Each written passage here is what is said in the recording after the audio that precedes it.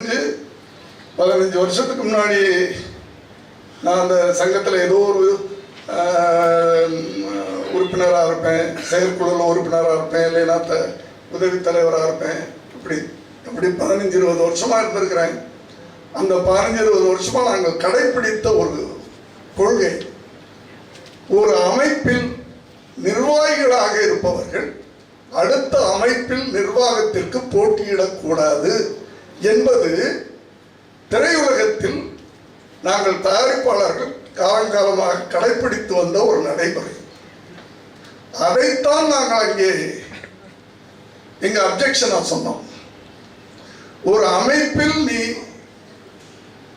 நிர்வாகத்தில் இருப்பவர், அதாவது நிர்வாகம்ன்றது இந்த 6 பேர், தலைவர், 2 செயலாளர், 2 துணைத் தலைவர்கள், பொருளாளர், இப்படி நிர்வாகத்தில் இருப்பவர்கள் இங்கே போட்டியிட வேண்டாம். இது ஒரு நாங்கள் கட்டுப்பாடாக வைத்திருக்கிறோம். ஆகவே நீ இங்கே நிற்கணும்னா, நீங்கள் இங்கே நிற்கணும்னா இங்கே ரிசைன் பண்ணிட்டு இங்கே வந்து நில்லுங்க அப்படின்னு தான் சொன்னமே தவிர எந்த நடிகரையும் இங்கே போட்டியிடக்கூடாது என்று நாங்கள் சொல்லவே இல்லை.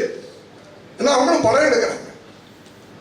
ஆனால் என்ன பிரச்சனை வரும் அப்படின்னு சொன்னா, என்ன நண்பர் யாரோ பேசும்போது சொன்னாங்க, பிரச்சனைகள் வரும்போது அவங்க எப்படி டீல் பண்ணுவாங்க அப்படின்றதான்.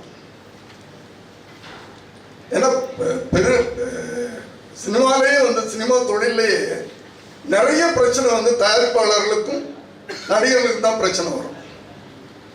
தயாரிப்பாளர்களுக்கும் நடிகைகளுக்கும் இதான் பிரச்சனைகள் வரும். ஒரு தயாரிப்பாளர் சங்கத்தில் இருக்கும்போது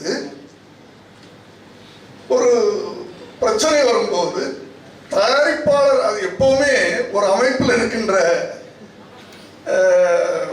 விஷயங்கள், ஒரு பிரச்சனைன்னு வரும்போது அந்த அமைப்பை சேர்ந்தவர்களுக்கு தான் நாங்கள் வக்காலத்து வாங்குவோம். அது எழுதப்படாத ஒரு விதின்னு வச்சுக்கோங்க. ஒரு தயாரிப்பாளர் எங்கிட்ட இப்படி கஷ்டமா இருக்குது அப்படின்னு சொன்னா நாங்கள் தயாரிப்பாளர் தான் சப்போர்ட் பண்ணுவோம். அது எல்லா அமைப்பிலையும் உண்டு. அப்படிப்பட்ட சூழ்நிலைகள் வரும்போது நீங்க எப்படி டீல் பண்ணுவாங்க அப்படின்றதான் ஒரு கேள்வியை தவிர அவர்கள் இனி நிற்கக்கூடாது அப்படின்றது இல்லை. அடுத்து வாரத்துக்கு இப்போ 4 படம் ரிலீஸ் ஆகுது. 4 படம் பிரச்சனைகள் தான் ரிலீஸ் ஆகுது. செயலாளர்கள், துணைத் தலைவர்கள் இவங்கெல்லாம்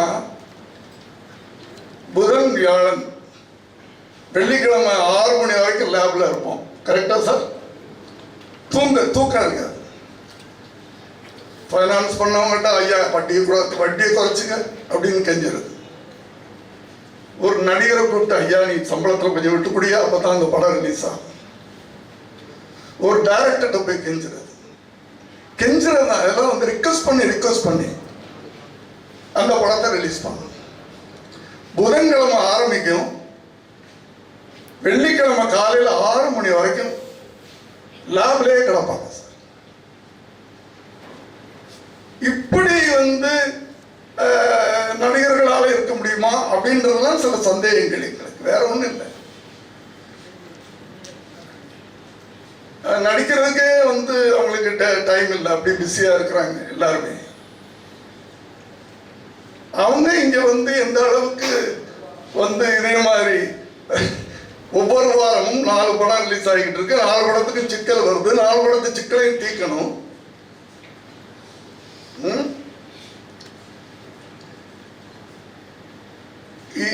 இதுதான் நாங்க கேள்வி கேட்டுக்கிட்டு இருக்கோமே தவிர நடிகர்களுக்கு எங்களுக்கு ஒண்ணு. இப்ப நாங்க எதையாவது சாதிக்கணும். இப்ப நாங்களே ஜெயிச்சு வந்துட்டோம், ஒரு திட்டம் போடுறோம். அந்த திட்டம் ஜெயிக்கணும்னா நடிகர்கள் துணை இல்லாம எங்களால் ஜெயிக்க முடியாது. அந்த நடிகர்கள் துணை எங்களுக்கு வேணும், தொழிலாளர் துணை எங்களுக்கு வேணும், டைரக்டர்கள் துணை எங்களுக்கு வேணும். எல்லாரும் சேர்த்தால்தான் எங்களால் நாங்க இப்போ ஒரு அறிக்கை கொடுக்குறோம் அப்படின்னு சொன்னா அந்த அறிக்கையை நிறைவேற்றணும்னா அத்தனை பேரும் கோஆபரேஷன் இருந்தா தான் முடியும்.